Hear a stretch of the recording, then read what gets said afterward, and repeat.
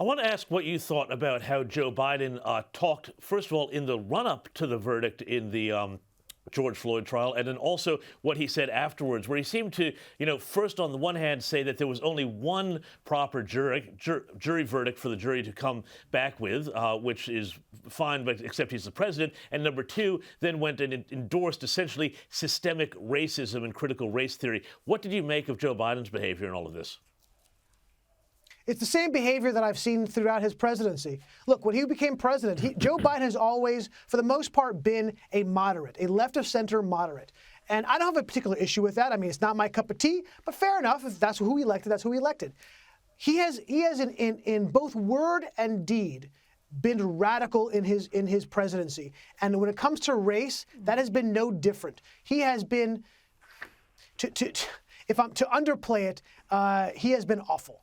And he's been damaging, and he's been hurtful to our race relations. Like I said, the last time we spoke, he used the words, what the left does is they take words and they denude the power from those words. So when he says voting rights, the voter ID laws are Jim Crow on steroids, that is despicable. It is disgusting. It does nothing but add fuel to the fire we have seen. And for him to predetermine the outcome of this race. And by the way, not just him, other Democrats have said the same things. And by the way, my guess is that when Derek Chauvin comes up for appeal, and believe you me, he will, they'll be using this for a mistrial. And by the way, the judge himself said there may be some grounds for this, okay? When you have a Democratic Congresswoman, Maxine Waters, a race baiter par excellence for years, come to Minneapolis and first of all, try to get people to commit more violence and then try to predetermine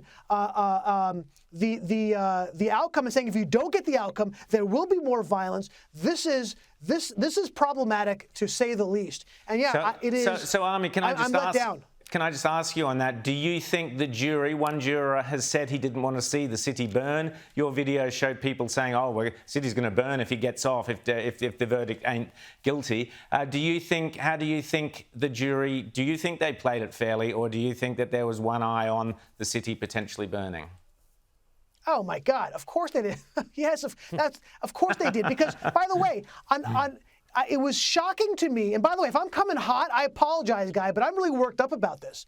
The judge did not sequester the jury until they were deliberating, right? So the jury and what sequestering means essentially, what you try to do is try to shield juries from media coverage around a particular event. And they didn't do that. They were watching all of this stuff, okay? So they're watching it and they're seeing people's perception on how it's going, not how it actually was going.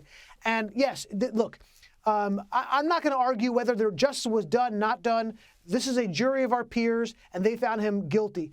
But if you ask me, and I watched many, many hours of this, was he guilty, in my opinion, of manslaughter? Absolutely. Third-degree murder, by the way, and I don't want to get too much in the weeds, stop me if I am. Third-degree murder doesn't even apply. Never mind was he guilty of it. It doesn't apply. In fact, it was at first taken off the table, but this judge put it back on. And they found him guilty of something which didn't even occur, not even remotely. It's not about it's not in the regs, right? So, yeah, this whole thing was a charade, frankly, I thought. And we've had absolutely no proper judicial process when it came to the Chauvin trial. Rita? Well, I just want to ask you about the media's role in this insanity. There was a piece published in Newsweek this week saying that 70% of white people and 95% of black people who think white Republican voters are racist believe that there's more black men killed by police than in car accidents. I mean, that is just so insanely wrong that it's frightening that such a large percentage of people would hold that belief. Is that the media's fault? Is it the school's fault? Is it the politicians? Where does that ignorance come from? Yes, yes, yes. Fantastic. I think you've answered it, Ami. We're going to leave it there. Well done. You always get straight to the point and cut straight to the chase. Ami Horowitz, so great to speak to you again. Keep safe over there, and we'll speak soon. Thanks, mate. Thank you.